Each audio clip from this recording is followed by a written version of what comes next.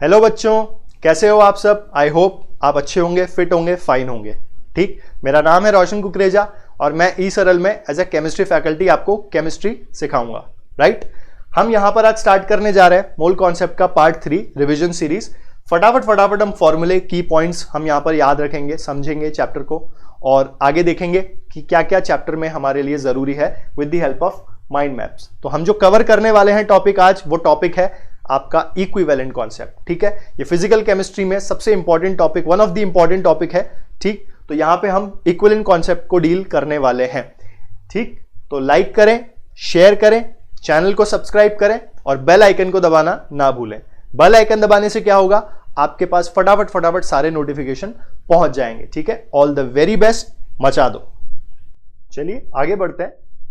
जब हमने स्टोइशियोमेट्री और लिमिटिंग रिएजेंट को पढ़ा, उसको समझा, तो हमें एक चीज समझ में आई कि आप किसी भी रिएक्टेंट और प्रोडक्ट के बीच में उनके अमाउंट ऑफ सब्सटेंस या उनके वॉल्यूम या उनके प्रेशर या उनके नंबर ऑफ सब्सटेंसेस या फिर आप उनके मास के बीच का रिलेशनशिप निकाल सकते हो।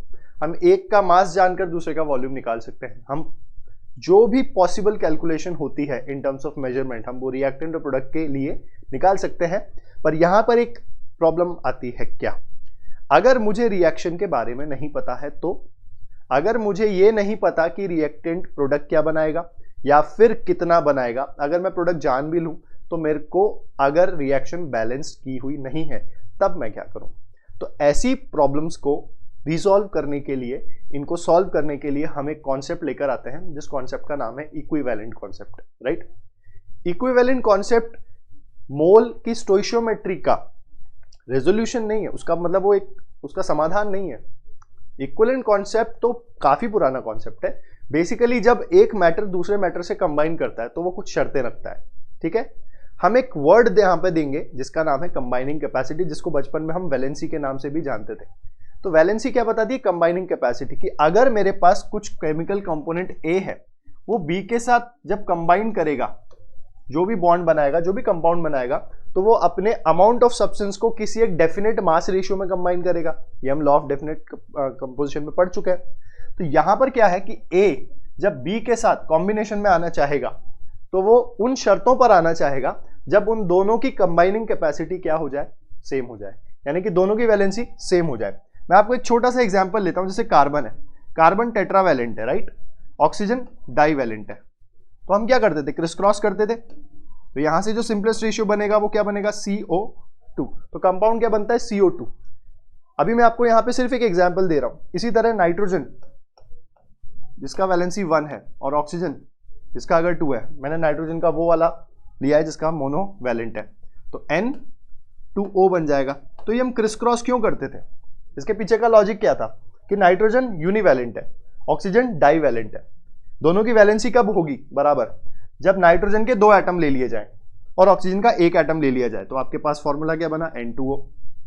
राइट, कार्बन टेट्रावैलेंट है, ऑक्सीजन डाइवैलेंट है, तो ऑक्सीजन के कितने एटम ले लिए जाए?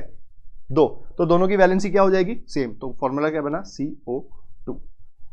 इसी तरह कोई भी एटम नहीं, आयन भी, कोई भी स्पीसी भी, कोई भी केमिकल रिएक्शन भी तभी कंबाइन करेगी, कोई भी एक रिएक्टेंट दूसरे रिएक्टेंट से तभी कंबाइन करेगा जब उनकी कंबाइनिंग कैपेसिटी क्या हो? सेम हो। और इसका इंफॉर्मेशन, इसका नॉलेज हमें मिलता है इक्विवेलेंट कॉन्सेप्ट से। तो स्टार्ट करते हैं इक्विवेलेंट कॉन्सेप्ट। राइट, हमारा टॉपिक है इक्विवेलेंट कॉन्सेप्ट। क्या होता है इक्विवेलेंट कॉन्सेप्ट, ये समझते हैं। इक्विवेलेंट कॉन्सेप्ट को जानने से पहले हम देखते हैं लॉ ऑफ केमिकल कॉम्बिनेशन में हमने एक चीज पढ़ी थी कि ए का मास बी के किसी डेफिनेट मास रेशियो में ही कंबाइन करेगा। इसका मतलब अगर मैं आपसे कहूं कि इक्विवेलेंट कॉन्सेप्ट में जो मास कंबाइन करेगा, जो डेफिनेट, जो फिक्स मास कंबाइन करने वाला है दूसरे से, उस मास को हम यहां पे एक टर्म देंगे इक्विवेलेंट मास। इक्विवेलेंट मास क्या होता है? इक्विवेलेंट मास का अगर मैं यहां पे डेफिनेशन लिखूं तो equivalent mass is nothing but, equivalent mass is mass of a substance, mass of a substance which combines with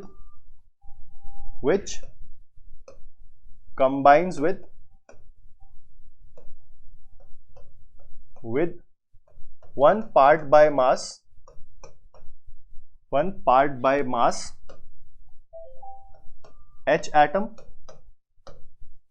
ठीक है, 8 part by mass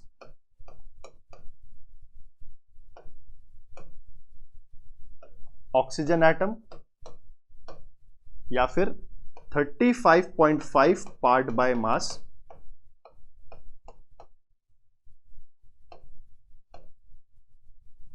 chlorine atom. कहने का मतलब यह है कि हम किसी भी सब्सटेंस के इक्विवेलेंट मास को क्या कहेंगे। जैसे मान लीजिए मैग्नीशियम है, मैग्नीशियम को इक्विवेलेंट मास की वैल्यू अगर पता करनी हो तो वो कैसे करेगा, वो अगर हाइड्रोजन के 1 पार्ट बाय मास, अब मैं यहाँ पे पार्ट बाय मास क्यों बोल रहा हूं, क्योंकि कोई AMU में यूज कर सकता है यूनिट, कोई ग्राम्स में कर सकता है, कोई किलोग्राम्स में भी कर सकता है, तो दोनों तरफ यूनिट्स क्या रहनी चाहिए, सेम, ये कॉमन अंडरस्टैंडिंग है। तो मैग्नीशियम का वो पार्ट जो हाइड्रोजन के 1 पार्ट बाय मास से कंबाइन करेगा, कैसे, जैसे मैग्नीशियम है, हाइड्रोजन के साथ रिएक्ट करेगा, MgH2 बना दिया, ठीक। तो हाइड्रोजन यहां पर कितना, बैलेंस है इक्वेशन, देखो 2 ग्राम्स हाइड्रोजन 24 ग्राम, तो 2 ग्राम से 24 है, तो 1 ग्राम से कितना कंबाइन करेगा, 12 ग्राम, यूनिटरी मेथड लगा दिया। तो 1 ग्राम से कितना कर रहा है, 12 ग्राम, तो यहां पे इक्विवेलेंट वेट क्या आ जाएगा मैग्नीशियम का, 12 ग्राम, राइट। इसको मैं EW से रिप्रेजेंट कर रहा हूं। इसी तरह मैं अगर आपसे कहूं कि यहां पे मुझे ऑक्सीजन के साथ रिएक्शन करानी है, तो सपोज मैंने सोडियम ले लिया, Na+O2, Na2O, राइट, ये बैलेंस हो गया। अभी बैलेंस कर रहे हैं, बाद में बैलेंस करने की जरूरत नहीं पड़ेगी। ऑक्सीजन का कितना 32 ग्राम, सोडियम का कितना 23 × 4 ग्राम, तो 32 से कितना कर रहा है 23 × 4, तो 8 ग्राम से कितना करेगा 23 × 4 बाय 32 × 8, तो 8 4 जा 32, 4 से 4 गया, कितना आया 23 ग्राम। तो सोडियम का इक्विवेलेंट वेट यहां पर क्या हुआ 23 ग्राम। तो ये तो हमने बैलेंस किया इक्वेशन को। सर अभी आपने कहा बैलेंस करने की जरूरत नहीं है, बिल्कुल, यहां पे हम बैलेंस नहीं करेंगे। ये जो डेफिनेशन है, equivalent mass is the mass of a substance which combines directly और इनडायरेक्टली और डिस्प्लेसेस। कंप्लीट डेफिनेशन इसका क्या है कि equivalent mass of a substance is that mass which combines directly, indirectly और डिस्प्लेसेस डायरेक्टली और indirectly what part by mass, 1 part by mass H atom, 8 part by mass oxygen atom और 35.5 part by mass chlorine atom. तो ये जो definition है ये है पुराना डेफिनेशन, और अपन अब पुराने डेफिनेशन को मूव करके नए डेफिनेशन पे, मॉडर्न डेफिनेशन पे आते हैं। तो what is equivalent mass? Equivalent mass is nothing but the mass of a unit valent substance. क्या बोला मैंने? Equivalent mass is the mass of a substance combining with the univalent mass of other element. ठीक है, तो यहां पे मैंने दो बातें बोली। पहला कि equivalent mass is the mass of a univalent substance, यानी जब मैं वैलेंसी यूनिट कर दूं, मैंने 1 कर दूं, तो जो मास रहेगा वो मास क्या होगा आपका इक्विवेलेंट मास। कि जब A और B आपस में कंबाइन करेंगे तो उनके यूनिट वैलेंसी का जो मास होगा वो आपस में कंबाइन करेगा। कहने का मतलब क्या है कि जब A और B अपनी वैलेंसीज इक्वेट कर देंगे, बराबर कर देंगे, तब जाके एक दूसरे से कंबाइन करेंगे। फॉर एग्जांपल अगर A का वैलेंसी 2 है और B का वैलेंसी 3 है, तो इसका यूनिट वैलेंसी कितना हो जाएगा? डिवाइड बाय 2 कर दो। तो अगर मैं इसको डिवाइड बाय 2 कर दूं, ठीक, और इसको डिवाइड बाय 3 कर दूं, तो इनकी जो मास की वैल्यू आएगी वो मास की वैल्यू क्या कहलाएगी? यूनिवैलेंट मास। और इस यूनिवैलेंट मास को ही हम क्या कहेंगे? Equivalent mass. समझ में आ रही बात? क्या बोला मैंने यहां पे कि अगर A का वैलेंसी 2 है और B का वैलेंसी 3 है, तो जो मास रेशियो कंबाइन करेगा उसे ही हम क्या बोलेंगे? Equivalent mass. इसका अगर मैं एग्जांपल देखूं आपके सामने, तो सपोज करो मेरे पास CaCl2 है, ठीक, मैं कैल्शियम ले लेता हूं। कैल्शियम का मोलर वेट 40 है और क्लोरीन का 35.5 है, ठीक है ना। कैल्शियम का वैलेंसी कितना है? 2, अल्कली अर्थ मेटल, और क्लोरीन का कितना है? 1। तो इसका यूनिट वैलेंसी मास कितना हो गया? 20, और इसका वैलेंसी 1 है, तो 35 35.5, राइट। अब अगर मैं एक फॉर्मूला देखता हूं तो फॉर्मूला हमें क्या बताता है? फॉर्मूला हमें नंबर ऑफ पार्टिकल्स का रेशियो बताता है। तो इस फॉर्मूले में कैल्शियम के अगर मैं नंबर ऑफ पार्टिकल्स निकालना चाहूं तो 20 बाय मोलर वेट 40, और क्लोरीन के 35.5 अपॉन 35.5। तो यहां से अपने पास क्या आया? 1/2, और ये कितना आया? 1। तो इसका सिंपलेस्ट रेशियो क्या हो जाएगा? 1:2, यानी कि एक कैल्शियम का एटम और 2 क्लोरीन के एटम। समझ में आ गई बात? ऐसे इनके मासेस तभी कंबाइन करेंगे जब इनकी वैलेंसीज बराबर हो। अब वैलेंसीज बराबर कैसे होगी? किसी की वैलेंसी 2 है, किसी की 3 है, तो क्या करेंगे? वो अपनी यूनिट वैलेंसी का मास निकाल देते हैं, और इसी यूनिट वैलेंसी मास को हम क्या कहते हैं? Equivalent mass. अब एलिमेंट्स जो हैं, एलिमेंट्स की वैलेंसी होती है, कंपाउंड की थोड़ी वैलेंसी होती है। मैं बोलूं H2SO4 की वैलेंसी क्या है? नहीं पता। KMnO4 की वैलेंसी क्या है? नहीं पता। आपको एलिमेंट की वैलेंसी पता कर सकते हो। दूसरा, आप देखोगे कुछ एलिमेंट्स ऐसे होते हैं जो वेरिएबल ऑक्सीडेशन स्टेट्स भी दिखाते हैं। रिडॉक्स में हम पढ़ेंगे ऑक्सीडेशन स्टेट्स के बारे में, तो वहां पर वैलेंसी क्या होगी? तो वहां वैलेंसी डिफरेंट होती है। तो हम एलिमेंट्स के लिए तो कहते हैं वैलेंसी, बाकियों के लिए वैलेंसी नहीं कहेंगे। तो हमारा जो इक्विवेलेंट वेट का डेफिनेशन बना, वो मॉडर्न डेफिनेशन क्या बना? Equivalent weight is equal to molar weight या फिर molar mass divide by valency, या फिर मैं यहां पे बोलूंगा वैलेंसी फैक्टर। क्या बोलेंगे? Valency factor. ये जो वैलेंसी फैक्टर है इसको एन फैक्टर भी बोलते हैं, यानी कि इक्विवेलेंट वेट में बोल सकता हूं molar weight upon n factor. ये हुआ हमारा इक्विवेलेंट वेट का फॉर्मूला। ठीक है, इसको हमको याद रखना है। मोलर वेट मुझे सबका पता रहता है। मोलर वेट अगर मुझे सबका पता है तो मुझे काम क्या करना है? मुझे सिर्फ एन फैक्टर निकालना है। तो ये एन फैक्टर हर रिएक्शन के लिए डिफरेंट होता है। अभी जो मैंने आपको एग्जांपल दी है वो एग्जांपल दिए सिंपल एलिमेंट्स के। ठीक है, what if there is a compound, what if there is an acid base reaction, what if there is redox reaction, अलग अलग के लिए अलग अलग होता है। What if there is a salt, right. तो सबसे पहला हमारा जो टारगेट है वो टारगेट क्या है? एन फैक्टर निकालना। ठीक है, तो हम क्या करेंगे? Calculation of n factor. ये एन फैक्टर निकालना है हमको, और एन फैक्टर निकालने के लिए सबसे पहला जो स्टेप है वो है किसी एलिमेंट का एन फैक्टर जानना। इस एलिमेंट का एन फैक्टर अगर मुझे निकालना हो, ठीक है, तो एलिमेंट का जो एन फैक्टर होता है, किसी एलिमेंट का जो एन फैक्टर होता है वो उसकी वैलेंसी होती है, दैट इज इट। उसकी वैलेंसी को ही हम एन फैक्टर बोलते हैं। एग्जाम्पल, अगर मैं आपसे बोलूं कि हाइड्रोजन का एन फैक्टर कितना है? 1। ठीक है, आप बोलो कैल्शियम का कितना है? 2। सोडियम का कितना है? 1। एल्यूमिनियम का कितना है? 3। तो इक्विवेलेंट वेट क्या हो जाएंगे इनके? इक्विवेलेंट मास क्या हो जाएंगे? इक्विवेलेंट मास क्या हो जाएगा? हाइड्रोजन का 1/1, कैल्शियम का कितना हो जाएगा? 40/2, सोडियम का कितना हो जाएगा? 23/1, और एल्यूमिनियम का कितना हो जाएगा? 27/3। यानी कि इनके इतने मासेस जब रिएक्शन में आएंगे, सामने वाले से तभी रिएक्ट करेंगे जब उनके भी इक्विवेलेंट मासेस आए, क्योंकि इक्विवेलेंट मास क्या है? Molar weight bye valency factor. तो अगर मैं यूनिट वैलेंसी का मास ले लूं तो वो यूनिट वैलेंसी का मास क्या कहलाएगा? Equivalent mass. यहां तक समझ में आया आपको? ये एलिमेंट्स के केस में। अब इसका एक जीता जागता एग्जांपल देखते हैं। जैसे एल्यूमिनियम ले लिया मैंने, है ना, एल्यूमिनियम ले लिया, और एल्यूमिनियम मान लो क्लोरीन से रिएक्शन कर रहा है। मत लिखो, बैलेंसिंग मत लिखो, है ना। एल्यूमिनियम का इक्विवेलेंट वेट क्या है?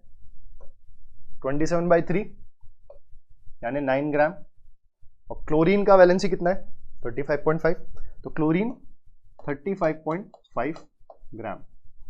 ठीक, अब ये तो पता है दोनों का मास कंबाइन करके जो भी कंपाउंड बनेगा उसका मास 9 + 35.5 रहेगा। लेकिन एल्यूमिनियम का एटम कितना लगेगा? 9/27, और क्लोरीन 35.5 अपॉन 35.5, तो 9/27 कितना होता है? 1/3:1।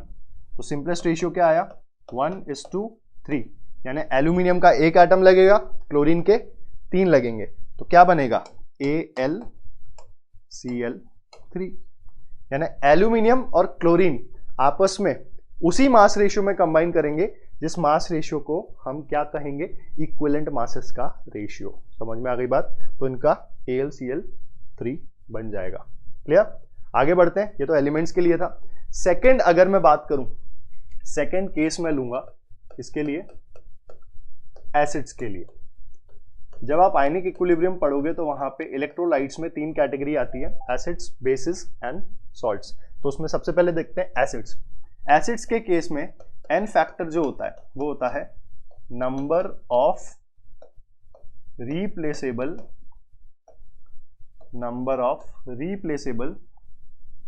H+ आयंस, यानी कितने H+ आयन रिप्लेस हो सकते हैं। एग्जाम्पल HCl जब भी रिप्लेस होगा, अब ये सर रिप्लेस करने का मतलब क्या है? एसिड बेस से रिएक्ट करता है, बेस एसिड से H+ मांगता है, बेस कितना H+ लेगा किसी रिएक्शन में, वही उसका एन फैक्टर है। ठीक है, तो HCl के पास कितना H दिख रहे हैं? एक ही H है, और रिप्लेसेबल भी कितने हैं? 1। ठीक है, इसी तरह H2SO4, अब H2SO4 में क्या है? एक से ज्यादा है, यानी 2 है सिंपली। तो इस केस में 1 भी हो सकता है, 2 भी हो सकता है, डिपेंड करेगा रिएक्शन पे। H2SO4 का मैक्सिमम कितना हो जाएगा? 2। इसी तरह अगर मैं HNO3 बोलूं तो इसके पास भी एक है, राइट। और अगर मैं आपसे बोलूं H3PO4, तो H3PO4 के कितने हैं? 3। H3PO3 इसके पास मैक्सिमम 2, और H3PO2 1। इसी तरह हम बेसिस के लिए अगर ले लें,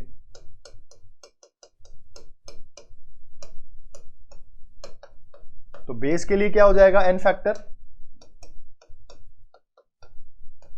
number of replaceable OH- ions. ठीक है, तो देखो NaOH का कितना हो जाएगा? 1, क्योंकि एक OH है। CaOH होल ट्वाइस, इसका एक भी हो सकता है, 2 भी हो सकता है, मैक्सिमम 2 होगा। ठीक है, अगर मैं ले लूं AlOH होल थ्राइस, इसका कितना? 3।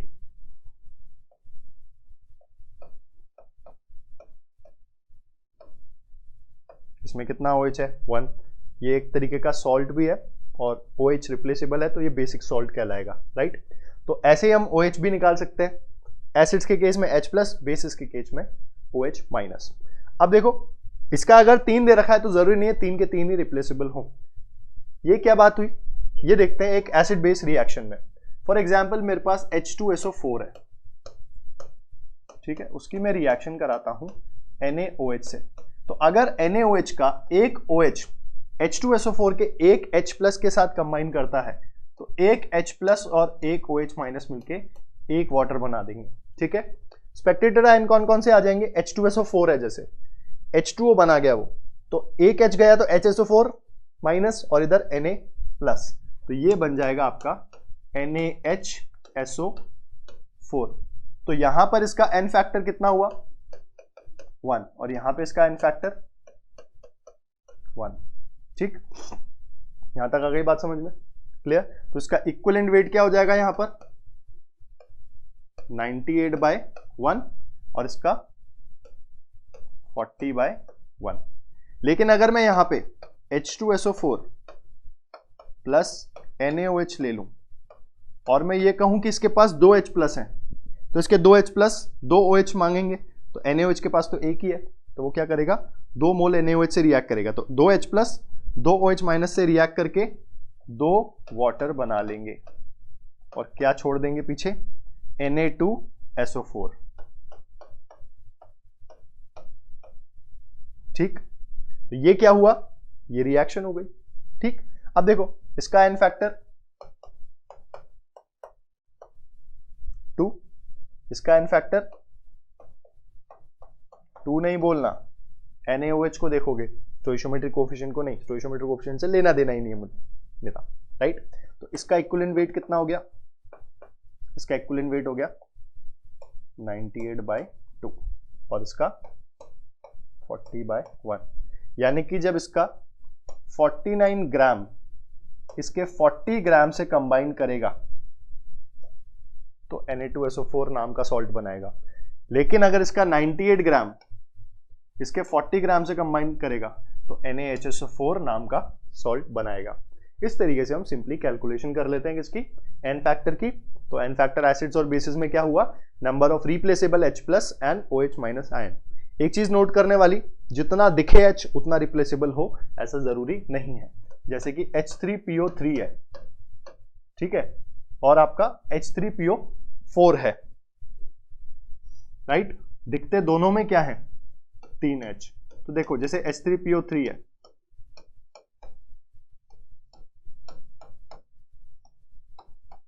H3PO3 का स्ट्रक्चर हो गया ये, राइट। इसी तरह H3PO4 अगर ले ले,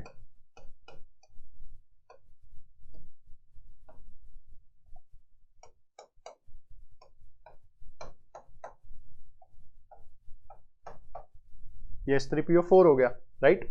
और इसी तरह H3PO2 ले लें अगर अपन,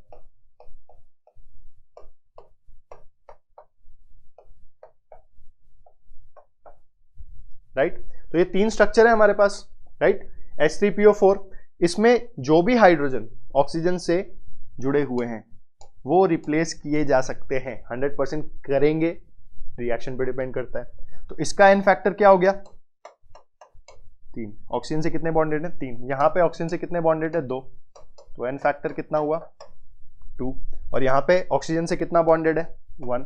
तो एन फैक्टर कितना हो गया, यहां पे 1 हो गया। तो ये 1 हो गया, ये 3 हो गया और ये 2 हो गया। समझ में आ गई बात। तो H3PO3, H3PO4, H3PO2 तीनों में 3H दिख रहा है, लेकिन क्या तीनों की तीनों रिप्लेसेबल है, नहीं। इसी तरह अगर मैं आपसे बोलूं कि HCOOH है तो इसमें 2H दिख रहा है, दोनों के दोनों रिप्लेसेबल हैं क्या, नहीं। यहां पे दोनों के दोनों रिप्लेसेबल नहीं है, ठीक है।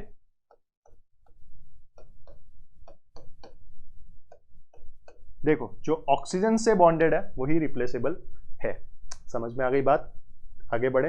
ये एसिड बेस की केमिस्ट्री का एन फैक्टर हो गया, ठीक है। तीसरी कैटेगरी आती है इलेक्ट्रोलाइट में, जिसको हम बोलते हैं salt, I mean acid base element, and then fourth one is salt. Salt के केस में एन फैक्टर क्या होता है, सॉल्ट के केस में एन फैक्टर होता है टोटल कैटायनिक या फिर टोटल एनायनिक चार्ज, ठीक। टोटल कैटायनिक या फिर टोटल एनायनिक चार्ज जो होगा वो आपका क्या कहलाएगा, एन फैक्टर सॉल्ट के केस में। फॉर एग्जाम्पल अगर मैं आपसे बोलूं AlCl3 का एन फैक्टर कितना है, तो AlCl3 में अगर हम देखें तो ये किस तरीके से टूटेगा, ये टूटेगा Al+3, आयनाइज होगा Al+3 और 3Cl माइनस में। तो टोटल कैटायनिक चार्ज कितना, एक एल्यूमिनियम आयन है उस पे कितना चार्ज है, +3, तो इसका +3 हो गया। क्लोरीन पे कितना है, एक माइनस का, टोटल कितने, 3, तो -3 हो गया। तो देखो मैग्नीट्यूड क्या रहेगा, सेम 3, तो इसका एन फैक्टर 3 हो गया। इसी तरह सेकंड अगर आप देखो ZnCl2, उसमें एक Zn+2 +2Cl माइनस, तो इसमें टोटल कैटायनिक चार्ज कितना हुआ, +2, टोटल एनायनिक चार्ज -1, कितने हुए, 2, तो -2, तो एन फैक्टर कितना हुआ, 2 हो गया, राइट। इसी तरह अगर मैं आपसे बोलूं कोई एक जनरलाइज AXBY टाइप का सॉल्ट है, तो ये किस में टूटेगा, ये टूटेगा X mole of A plus Y mole of B, ठीक। तो देखो X मोल ऑफ A है, जो B का एटम दिया हुआ है वो यहां पे चार्ज आ जाएगा +Y और यहां पे -X, तो यहां पे टोटल चार्ज कितना हुआ प्लस एक्स वाई, और यहां पे कितना हुआ माइनस एक्स वाई। ठीक है ना, तो यहां पे हमारे पास कैटायनिक चार्ज क्या हुआ प्लस एक्स वाई, एनायनिक क्या हुआ माइनस एक्स वाई, मैग्नीट्यूड क्या हुआ सर एक्स वाई। तो एक्स वाई इसका मैग्नीट्यूड है, तो इसका इक्विवेलेंट वेट कैसे निकालेंगे, एन फैक्टर से। तो पहले तो एन फैक्टर निकालो बाबा, एन फैक्टर क्या आ जाएगा इसका एक्स वाई। समझ में आ गई बात। तो कोई भी आप सॉल्ट का भी एन फैक्टर निकाल सकते हो। सर हम इक्विवेलेंट वेट क्यों निकाल रहे हैं, क्योंकि इक्विवेलेंट वेट पता है तो मुझे पता चलेगा कंबाइन कितना करेगा, क्योंकि ए और बी रिएक्शन तभी करेंगे जब इनका कॉम्बिनेशन इनके इक्विवेलेंट मास के रेशियो में हो। और अगर मुझे ये पता लग गया तो मैं फॉर्मूला भी पता लगा सकता हूं प्रोडक्ट का। देखा था ना, एल्यूमिनियम का 9 ग्राम क्लोरीन के 35.5 ग्राम से कंबाइन करेगा और उतना रेशियो ही करेगा, तो आपका फॉर्मूला क्या बनेगा। तो यहां से मेरे कई फायदे हैं, मुझे बैलेंसिंग की भी जरूरत नहीं है। बैलेंसिंग की जरूरत क्यों नहीं है वो एक आगे हम टॉपिक देखेंगे लॉ ऑफ इक्विवेलेंस में। ठीक है, और हमें यह भी पता लग जाएगा कि फॉर्मूला क्या बनेगा प्रोडक्ट का। तो काफी काफी काफी एडवांटेजेस हैं इक्विवेलेंट कॉन्सेप्ट को समझने के। ठीक है, ये चौथी कैटेगरी खत्म होती है। अगर सर न्यूट्रल मॉलिक्यूल ना हो, आयन हो, तब क्या, तब आपका एन फैक्टर हो जाएगा n factor equal to charge, charge on ion.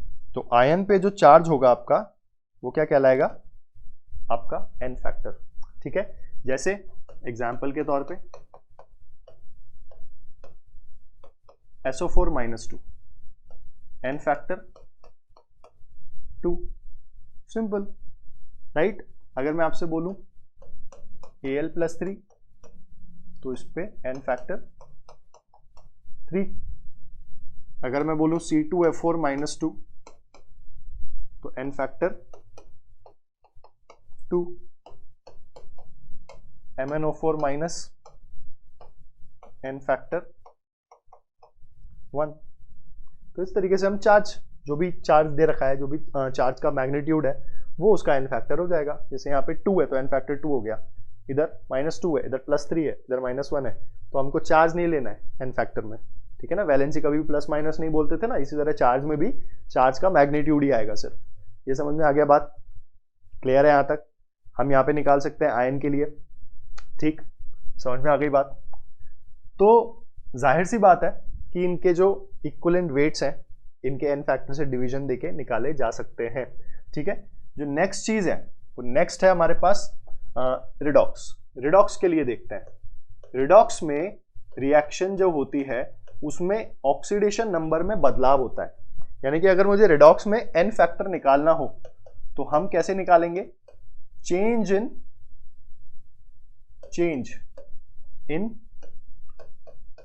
Oxidation number या स्टेट पर मॉलिक्यूल या फिर जो स्पीसी गिवन है, जो भी केमिकल स्पीसी गिवन है उसके उस एलिमेंट के ऑक्सीडेशन नंबर में जितना चेंज आ रहा है पर मॉलिक्यूल या पर स्पीसी, उसे हम क्या कहेंगे, उसका एन फैक्टर। जैसे MnO4 माइनस मैंने लिया, ठीक है, MnO4 माइनस अगर एसिडिक मीडियम में है तो रिड्यूस होके Mn+2 में जाता है, राइट। अगर ये बेसिक मीडियम में है, ठीक है, तो ये MnO4 -2 में जाएगा, राइट। और अगर ये न्यूट्रल मीडियम में है तो ये Mn+4 में जाएगा। तो देखो मैंगनीज का यहाँ पे ऑक्सीडेशन स्टेट +7 आएगा, वो आप रिडॉक्स में सीखोगे कैसे निकालते हैं।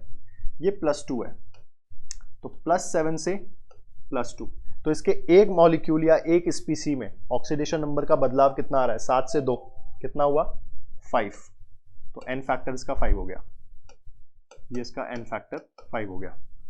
अगर ये बेसिक मीडियम में रिएक्शन देता तो +7 से यहां पे निकालो +6, तो +7 से +6 जा रहा है, कितने का चेंज लेके आ रहा है, 1 का, तो एन फैक्टर 1 हो गया। इसी तरह +7 से +4, तो 7 से 4 3, तो एन फैक्टर कितना हुआ 3। तो इस केस में इक्विवेलेंट वेट क्या हो जाएगा, MnO4 माइनस का m/5। इस केस में equivalent weight of MnO4 minus m/1, और इस केस में equivalent weight of MnO4 minus will be m/3। समझ में आ गई बात। तो ये यहां से रिडॉक्स के लिए हम इक्विवेलेंट वेट निकाल सकते हैं, राइट। एन फैक्टर निकल के आ गया, काम खत्म। हमारा टारगेट क्या था, एन फैक्टर। अब अगर मैं आपसे ये बोलूं कि हमें एन फैक्टर समझ में आ गया तो हमें इक्विवेलेंट वेट भी समझ में आ गया। और सर इक्विवेलेंट वेट जो होता है, कोई भी कभी भी कोई केमिकल रिएक्शन होती है तो उनके इक्विवेलेंट वेट्स आपस में क्या करते हैं, कंबाइन करते हैं। जैसे कि मैं आपसे बोलूं कि ए और बी, ठीक है, ये कंबाइन कब करेंगे, when equivalent weight of A combines,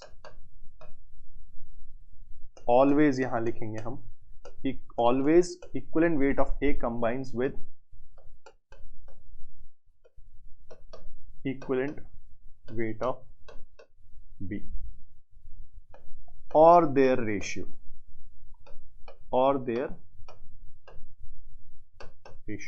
कहने का मतलब यह है कि मैं बोलूं मैंने सोडियम ले लिया, मैंने क्लोरीन ले लिया, दोनों को कंबाइन कराना है, कुछ प्रोडक्ट बनाना है।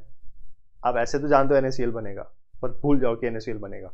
सोडियम क्लोरीन के साथ कंबाइन कब करेगा, क्यों करेगा, वो पहली बात तो कंबाइन तब करेगा जब वो दोनों एक दूसरे को ये बोले कि ना तो मैं अपनी वैलेंसी बदलूंगा ना तू अपनी वैलेंसी बदल। तो एक काम करते हैं, दोनों वैलेंसी 1 कर लेते हैं। तो यूनिट वैलेंसी के लिए जो मास कंबाइन करता है उसको इक्विवेलेंट मास बोलते हैं। और कभी भी केमिकल कॉम्बिनेशन होता है तो इक्विवेलेंट मासेस आपस में कंबाइन करते हैं, या फिर उनके इक्विवेलेंट मासेस का रेशियो। इसी तरह हम ये बोलेंगे कि अगर सोडियम का कुछ भी मास ले लिया और क्लोरीन का कुछ भी मास ले लिया तो वो कुछ भी मास ऑफ क्लोरीन से कंबाइन नहीं करेगा, ठीक है। या तो उतना मास ले जितना मास उनके इक्विवेलेंट वेट के बराबर होगा, या फिर उनका उतना मास ले लिया जाए जो इक्विवेलेंट मासेस के रेशियो में होगा।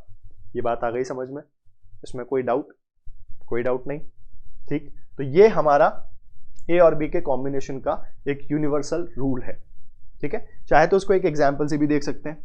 मैग्नीशियम है, अगेन मैं मैग्नीशियम और क्लोरीन एक ले लेता हूं, ठीक है। तो मैग्नीशियम का इक्विवेलेंट वेट कितना हुआ, 24/2। क्लोरीन का कितना हुआ, 35.5/1। तो ये हुआ 12 और ये हुआ 35.5। तो ये हमेशा 12 ग्राम 35.5 ग्राम से कंबाइन करेगा, 12 AMU 35.5 AMU से कंबाइन करेगा, या इनके रेशियो।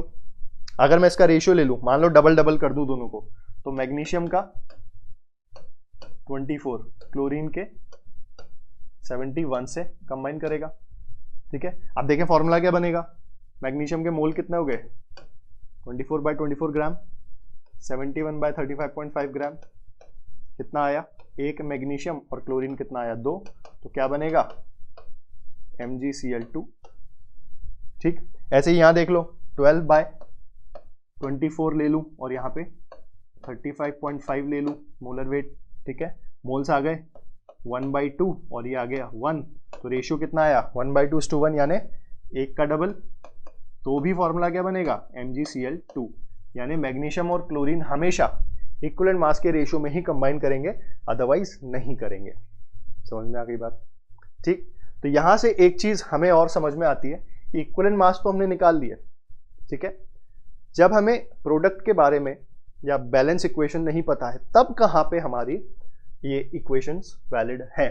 तो वहां पर एक चीज आती है, वहां पर हम एक फैक्टर डिफाइन करते हैं जिसको हम कहते हैं ग्राम इक्विवेलेंट या फिर इक्विवेलेंट। जैसे 1 मोल के मास को मोलर मास कहते हैं, वैसे ही इक्विवेलेंट मास को हम 1 इक्विवेलेंट कहते हैं। तो व्हाट इज ग्राम इक्विवेलेंट और equivalent, 1 equivalent is equal to mass corresponding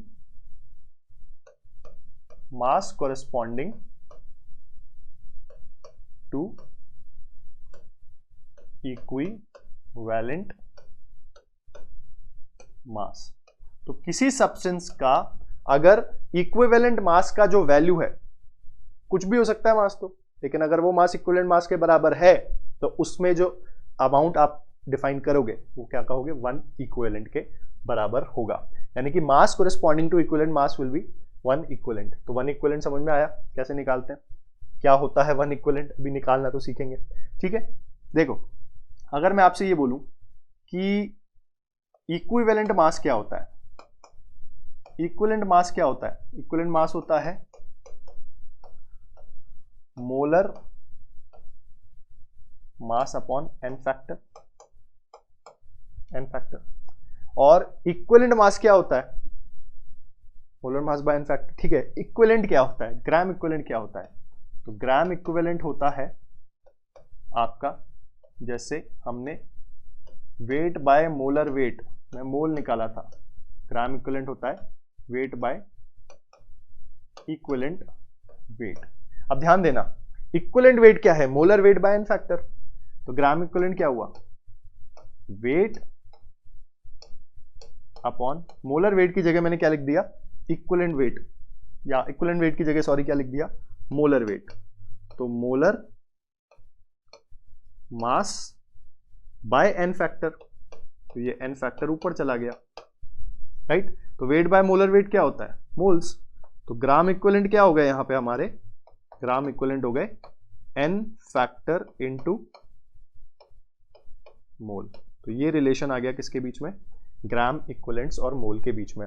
तो अगर मैं किसी सब्सटेंस के मोल को एन फैक्टर से मल्टीप्लाई कर दूं तो मेरे पास क्या आ जाएंगे, ग्राम इक्विवेलेंट। फॉर एग्जांपल हम यहां पे एक एसिड बेस रिएक्शन लिख रहे हैं, H2SO4 प्लस NaOH, राइट।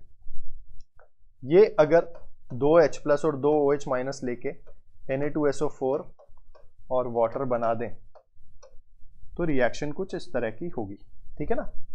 अब यहां पे मैं क्या बोल सकता हूं कि एक मोल इसके 2 मोल से कंबाइन करके 1 मोल Na2SO4 और 2 मोल वाटर बनाता है, ठीक। अब देखो ये 1 मोल, ये 2 मोल, ये 1 मोल 2 मोल में कैसे बोल पा रहा हूं, जब मुझे बैलेंसिंग पता है, राइट। अब अगर मैं इनमें ग्राम इक्विवेलेंट्स निकालना चाहूं तो देखो इसके मोल कितने लग रहे हैं, मतलब या तो ये मोल होंगे या ये मोल रेशियो होगा, राइट। तो अगर मैं मान लूं कि इनके मोल कितने हैं, 1 2 1 2, मुझे यहां पे एन फैक्टर अगर देखना हो दोनों का, चारों का एन फैक्ट, H2SO4 ने कितना H प्लस दिया ताकि Na2SO4 बना, दोनों के दोनों दे दिए, तो इसका एन फैक्टर 2 हो गया। इसका एन फैक्टर NaOH के एक मॉलिक्यूल में कितना OH है, 1, तो ये एन फैक्टर कितना देगा, 1। Na2SO4 2Na plus SO4 minus 2, charge कितना 2, तो एन फैक्टर 2, और वाटर में 1। तो देखो यहां पे जो इक्विवेलेंट्स आएंगे, इक्विवेलेंट्स कैसे आएंगे, एन फैक्टर इंटू मोल। तो n factor into mole 2, 2 into 1 2, 1 into 2 2, और 2 इंटू 1 2। क्या यहां पे सभी के ग्राम इक्विवेलेंट बराबर आ रहे हैं, यस। दोनों के, चारों के, पांचों के, सभी के ग्राम इक्विवेलेंट्स क्या आ रहे हैं, बराबर आते हैं। इस प्रक्रिया या इस डेफिनेशन या फिर इस असलियत को, इस सच्चाई को हम क्या कहते हैं, लॉ ऑफ इक्विवेलेंस। क्या कहता है law of equivalence, law of equivalence ये कहता है कि during the course of a reaction, during a chemical process, all the gram equivalents, all the equivalents of everything present in that reaction, be it reactant, be it product, सभी reactants और products के number of gram equivalents क्या होते हैं, बराबर होते हैं। ये बात आ गई समझ में। तो यही हमारा law of equivalence है। और हम equivalents कैसे निकालते हैं, equivalents निकालते हैं मोल को n फैक्टर से मल्टीप्लाई करके, राइट। अब अगर मैं यहां पे आपसे कहूं कि सर H2SO4 जो है वो NaOH के साथ रिएक्शन करके एक ही H प्लस और एक ही OH माइनस दे, तो एक H और एक OH से एक वाटर बनेगा, राइट। क्या बचा, HSO4 और Na, तो ये NaHSO4 बन गया, राइट। बैलेंस है, तो मोल कितना है, 1 1 1 1, और इसका एन फैक्टर देखो कितना H दिया इसने, 1, तो इसलिए इसका एन फैक्टर 1 हुआ, ये तो वैसे ही 1 देगा। Na plus positive 1, HSO4 minus 1, तो चार्ज कितना है 1, और वाटर का 1। तो यहाँ पे इक्विवेलेंट्स कितने हो गए, 1 into 1 1 equal to 1 into 1 1 equal to 1 into 1 1 equal to 1 into 1 1। ये क्या हो गया, इनके इक्विवेलेंट्स हो गए, राइट। तो सभी के इक्विवेलेंट्स क्या है, बराबर है। यही हमारा लॉ ऑफ इक्विवेलेंस है, राइट। आप चाहे तो अब Mg प्लस Cl2 MgCl2 बनाएगा, ठीक है ना। इसका एक, इसका एक, इसका एक, ठीक। तो इसके मोल कितने हैं, 1 1 1। और अपने एन फैक्टर बोले तो मैग्नीशियम की वैलेंसी 2, क्लोरीन का एक एटम नहीं है, 2 एटम है, 2 एटम के लिए एन फैक्टर 2, और Mg प्लस 2 Cl माइनस, तो एन फैक्टर 2। तो इनके इक्विवेलेंट्स क्या हो गए, 2 2 2, ठीक। मैं अगर ले लूं, when a metal reacts with acid,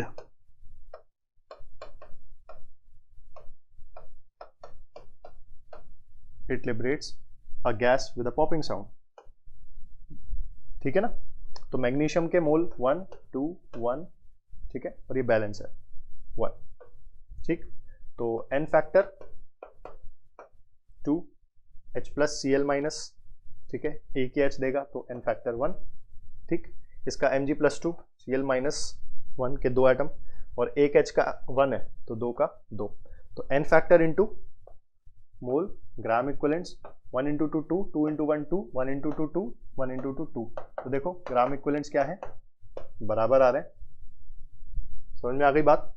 तो यहां से हम क्या बोल सकते हैं, लॉ ऑफ इक्विवेलेंस क्या होता है, law of equivalence,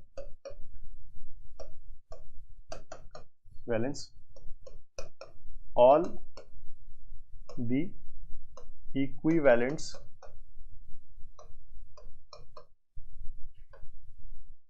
of reactant and product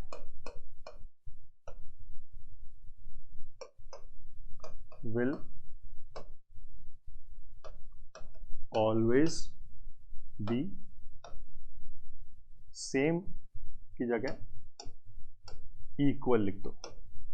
यानी कि किसी केमिकल रिएक्शन में आपके ग्राम इक्विवेलेंट्स या इक्विवेलेंट्स क्या रहेंगे, सेम रहेंगे। जैसे ग्राम मोल बोलते थे वैसे ग्राम इक्विवेलेंट भी बोल सकते हैं, राइट। अब अगर मैं आपसे ये बोलूं कि A और B C प्लस D बना रहे हैं, तो equivalents of A is equal to equivalents of B is equal to equivalents of C is equal to equivalents of D। Gram equivalents क्या रहेंगे, बराबर रहेंगे। कैसे निकाल सकते हैं, moles into n factor of A is equal to this is equal to इसके is equal to इसके। सभी के मोल इनटू एन फैक्टर के प्रोडक्ट के बराबर रहेंगे, ABCD। अच्छा, अगर यहाँ पे एक्वस रिएक्शन दे रखी है एक्वस सॉल्यूशन में, तो मोल की जगह मैं क्या लिख सकता हूँ, मोल की जगह क्या लिख सकता हूँ, molarity equal to mole by volume, molarity into volume. तो MV n factor of A is equal to M into V into n factor of B is equal to M into V into n factor of C, right, is equal to M into V into n factor of D। सबके क्या होंगे, ग्राम equivalents बराबर होंगे। और molarity into N factor को हम एक नया वर्ड बोलते हैं जो हम कंसंट्रेशन टर्म में नहीं पढ़े थे, वो है नॉर्मेलिटी। तो normality into volume of A is equal to normality into volume of B is equal to normality into volume of C is equal to normality into volume of D, ठीक। तो यहां से नॉर्मेलिटी क्या होती है, normality होती है gram equivalent by volume. तो ग्राम इक्विवेलेंट क्या हो जाएगा, नॉर्मेलिटी इनटू वॉल्यूम। समझ में आया। ये आपका लॉ ऑफ इक्विवेलेंस है कि किसी भी केमिकल रिएक्शन में नंबर ऑफ ग्राम इक्विवेलेंट्स क्या रहते हैं, बराबर। समझ में आ गई बात। ग्राम इक्विवेलेंट्स कैसे निकालते हैं सर? मोल इनटू वैलेंसी फैक्टर और एन फैक्टर या वैलेंसी फैक्टर कैसे निकालते हैं उसके मेथड्स हमने पीछे देखे। तो ये आपका इक्विवेलेंट कॉन्सेप्ट है और इस पे बेस्ड आपके लगभग पूरी फिजिकल केमिस्ट्री आप सॉल्व कर सकते हो। रिडॉक्स में काफी काम आता है ये, ठीक। आपके कुछ पार्ट इसका नॉर्मेलिटी वाला आयनिक इक्विलिब्रियम में काम आता है, ठीक। मोल कॉन्सेप्ट तो पूरा का पूरा इसी पे बेस्ड है, राइट। आप चाहे तो जिस भी केमिकल एनालिसिस जहाँ पे हम रिएक्शंस के बारे में बात करते हैं वहाँ पे लॉ ऑफ इक्विवेलेंस यूज करके या इक्विवेलेंट वेट का कैलकुलेशन करके मेजरमेंट्स कर सकते हो। समझ में आ गई बात? तो ये अपना इक्विवेलेंट कॉन्सेप्ट था।